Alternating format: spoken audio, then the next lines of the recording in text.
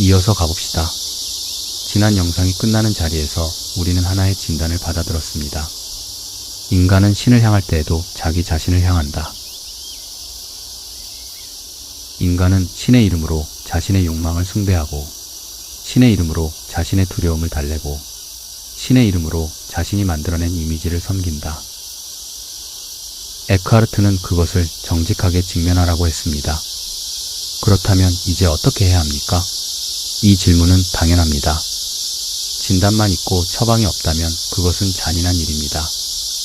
에크하르트도 그것을 알았습니다. 그는 문제를 드러내는 데서 멈추지 않았습니다. 그가 평생 설교와 글을 통해 가리킨 것은 바로 그 진단 이후에 열리는 길이었습니다. 그 길의 이름이 있습니다. 겔라세나이트. 이 단어를 한국어로 정확하게 번역하는 것은 사실 불가능합니다. 내려놓음이라고도 하고 놓아버림이라고도 하고 자기 비움이라고도 합니다. 영어로는 릴리스먼트, 즉 풀어줌이라고 옮깁니다. 학자들은 때로 letting be, 그냥 있게 함이라고도 표현합니다. 어떤 번역도 완전하지 않습니다. 그런데 그것 자체가 이 개념의 성격을 말해줍니다. 겔라세나이트는 어떤 분명한 행동 지침이 아닙니다. 손에 쥐고 설명할 수 있는 기술이 아닙니다. 그것은 오히려 손에서 무언가를 내려놓은 뒤에 생겨나는 어떤 상태, 어떤 열림에 가깝습니다. 독일어 동사 라센에는 두 가지 의미가 동시에 담겨 있습니다. 하나는 페어라센, 즉 떠나보낸다, 버린다는 뜻입니다. 다른 하나는 위버라센, 즉 넘겨준다, 맡긴다는 뜻입니다. 에크하르트가 쓴 겔라세나이트는 이 두 가지 움직임을 동시에 담고 있습니다. 무언가를 떠나보내는 것, 그리고 그것을 떠나보낸 자리를 더 큰 무언가에 맡기는 것, 버리는 것이면서 동시에 여는 것입니다. 그런데 여기서 가장 먼저 풀어야 할 오해가 있습니다. 겔라세나이트는 포기가 아닙니다. 아무것도 하지 않는 것이 아닙니다. 세상을 등지고 동굴에 들어가는 것이 아닙니다. 감정을 죽이고 무감각하게 사는 것이 아닙니다. 체념도 아니고 무관심도 아니고 허무주의는 더더욱 아닙니다. 에크하르트가 이 단어를 쓸 때 그가 가리키는 것은 전혀 다른 방향입니다. 그것은 소극적 포기가 아니라 적극적 개방입니다. 닫힌 손을 여는 것입니다. 손에 무언가를 쥐고 있는 한 새로운 것이 들어올 자리가 없습니다. 손을 열어야 비로소 무언가가 놓일 수 있습니다. 겔라세나이트는 그 손을 여는 행위입니다. 현대의 철학자 마르틴 하이데거는 20세기에 이 단어를 다시 꺼내 들었습니다. 그는 에크하르트에게서 영감을 받아 이 개념을 자신의 철학 안으로 가져왔습니다. 그는 겔라세나이트를 이렇게 설명했습니다. 의지의 자유가 아니라 의지로부터의 자유. 원하는 것을 마음대로 할 수 있는 자유가 아니라 무언가를 원해야 한다는 강박 자체에서 벗어나는 자유입니다. 인간이 모든 것을 통제하고 계산하고 최적화하려는 충동에서 한 발 물러서는 것. 그것이 겔라세나이트라고 그는 말했습니다. 에크하르트는 이 비움의 길에 두 개의 축을 세웁니다. 하나는 앞에서 이미 만난 겔라세나이트, 즉 놓아버림입니다. 다른 하나는 아프게샤이데나이트, 즉 분리 또는 탈착입니다. 학자들은 이것을 보통 초연 혹은 이탈이라고 옮기지만 에크하르트가 쓴 의미는 단순한 거리두기가 아닙니다. 그는 자신의 논문 분리에 대하여의 첫 문장을 이렇게 씁니다. 나는 이교도 스승들의 많은 글을 그리고 구약과 신약의 예언자들을 읽었습니다. 그리고 인간이 신에게 가장 가까이 갈 수 있게 하는 덕목이 무엇인지를 부지런히 탐구했습니다. 마침내 나는 오직 순수한 분리만이 모든 것을 능가한다는 것을 발견했습니다. 여기서 그가 말하는 덕목들을 나열합니다. 사랑, 겸손, 자비. 이 셋을 다 제쳐두고 분리가 제일이라고 하는 것입니다. 이것은 충격적입니다. 사랑보다 분리가 낫다고요. 에크하르트의 논리는 이렇습니다. 사랑은 나를 신께로 이끕니다. 그러나 분리는 신이 내게로 오도록 합니다. 어느 쪽이 더 온전한 만남입니까? 내가 달려가는 것보다 신이 자연스럽게 머물 수 있는 자리를 만드는 것이 더 근본적이라고 그는 말합니다. 겸손은 나를 모든 피조물 아래 낮춥니다. 그런데 그 나춤 안에는 여전히 피조물에 대한 의식이 있습니다. 내가 저것보다 낫다는 비교가 있습니다. 그런데 분리는 위도 아래도 없습니다. 그것은 모든 비교 너머에서 스스로 서 있습니다. 다른 것과의 관계가 아니라 자기 자신의 근원 안에 머무는 것입니다. 그렇다면 무엇을 내려놓아야 합니까? 에크하르트는 대단히 구체적입니다. 그는 내려놓아야 할 것을 세 가지로 나눕니다. 첫째는 외부의 것들입니다. 물질적 집착, 사회적 지위, 타인의 평가. 이것은 대부분의 종교 전통이 공통적으로 말하는 것이니 여기서 오래 머물 필요가 없습니다. 둘째는 내부의 것들입니다. 내 감정, 내 의지, 내 욕망, 내 두려움. 이것은 조금 더 어렵습니다. 내 감정과 나는 매우 밀착되어 있기 때문입니다. 그러나 에크하르트는 이것도 내려놓아야 한다고 말합니다. 여기서 오해를 피해야 합니다.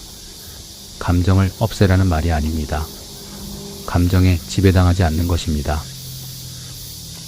에크하르트는 완전한 분리를 납덩어리 산이 가벼운 바람에도 꿈쩍하지 않는 것처럼 이라고 표현했습니다. 바람은 불지만 산은 움직이지 않습니다. 감정은 오고 가지만 영혼의 가장 깊은 자리는 흔들리지 않습니다. 고요함이 없어지는 것이 아니라 고요함이 움직임의 한가운데 있는 것입니다. 셋째이자 가장 어려운 것은 신에 대한 이미지와 영적인 것들에 대한 집착입니다. 이것이 에크하르트 특유의 급진성입니다. 그는 논문 분리에 대하여에서 이렇게 씁니다.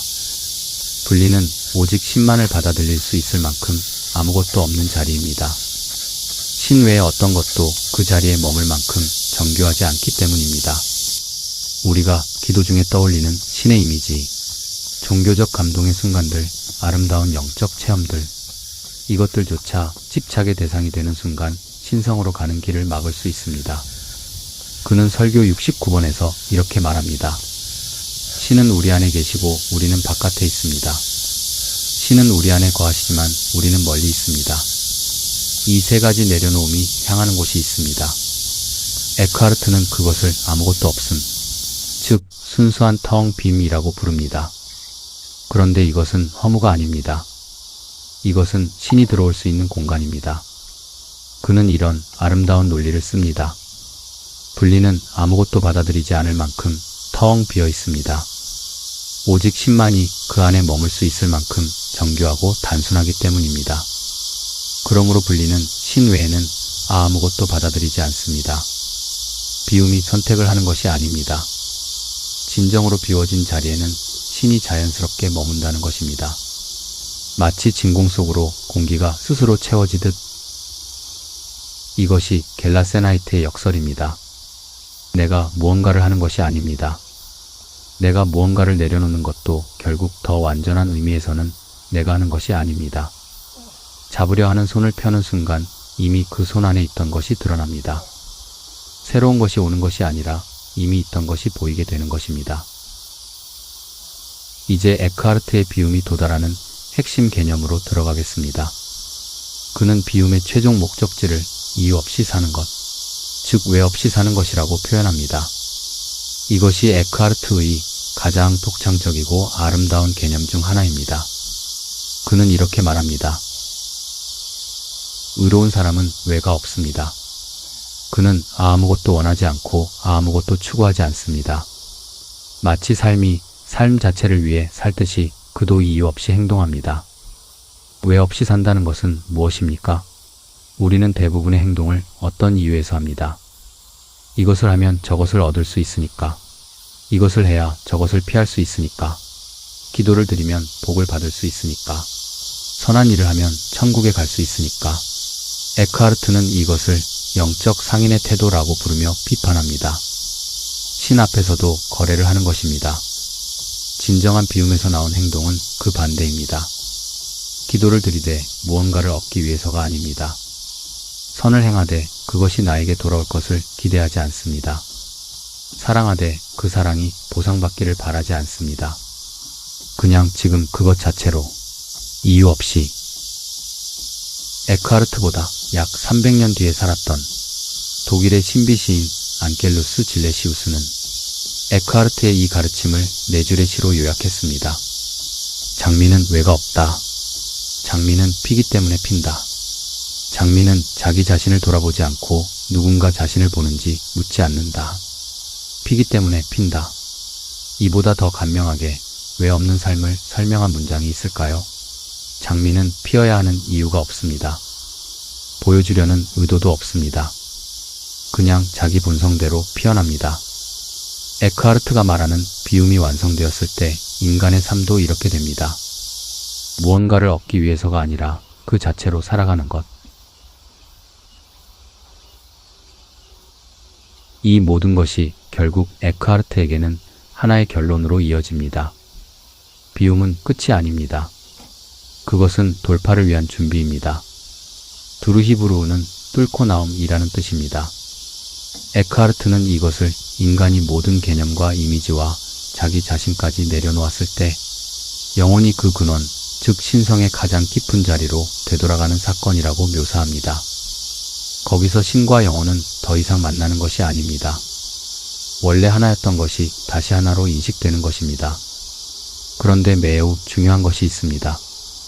에크하르트는 이 두르 히브르어가 세상을 떠나는 것으로 이어지지 않는다고 말합니다. 오히려 반대입니다. 비움을 통해 신성의 근원에 닿은 사람은 다시 세상으로 나옵니다. 그리고 그 세상에서 더 완전하게 일하고 더 완전하게 사랑합니다. 이것을 그는 흘러나옴이라고 합니다. 신성에서 받은 것이 세상으로 흘러나오는 것입니다.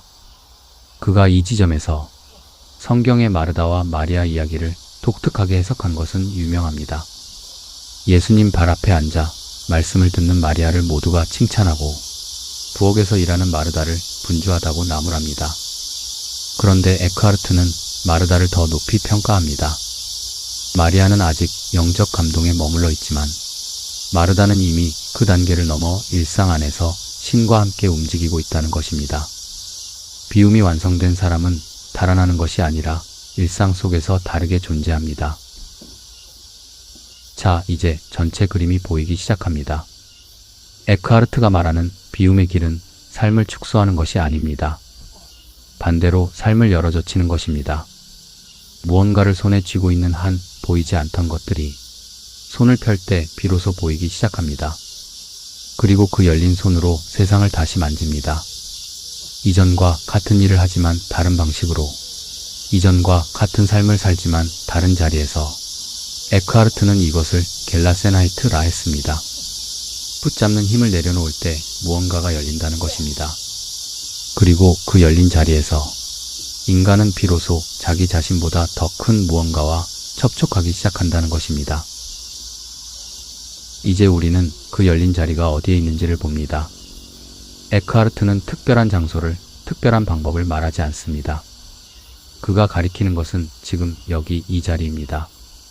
그리고 그것이 이 영상 전체가 닿으려는 가장 마지막 질문입니다. 이제 우리는 긴 여정의 끝자리에 서 있습니다. 앞에서 우리는 물었습니다. 우리가 믿고 있는 것은 정말 신인가? 아니면 신에 대한 우리의 생각인가? 앞에서 우리는 이름과 실제의 틈을 보았습니다. 신은 어떤 언어로도 완전히 담길 수 없다는 것을, 그 틈 안에서 작동하는 인간의 집착을 직면했습니다. 신조차 우리 욕망의 도구가 될 수 있다는 것을, 그리고 그 집착에서 벗어나는 길, 겔라세나이트의 비움을 걸었습니다. 그렇다면 이제 남은 질문은 하나입니다. 비워진 그 자리에서 우리는 무엇을 만나는가? 그리고 그것은 어디에 있는가? 에크하르트의 대답은 놀랍도록 단순합니다. 특별한 장소는 없습니다. 특별한 시간도 없습니다. 특별한 수행도, 특별한 체험도, 특별한 자격도 없습니다. 신은 지금 여기에 있습니다. 그런데 이 대답이 왜 놀라운가 하면 그것이 14세기 유럽에서 얼마나 급진적인 선언이었는지를 생각해야 하기 때문입니다. 당시 교회가 가르친 것은 이렇습니다. 신은 성전 안에 있다. 성사를 통해서만 만날 수 있다. 성직자의 중재 없이는 가 닿을 수 없다. 순례를 떠나고 고행을 하고 교회가 정한 방식을 따라야 한다. 그것이 신에게 가는 길이었습니다.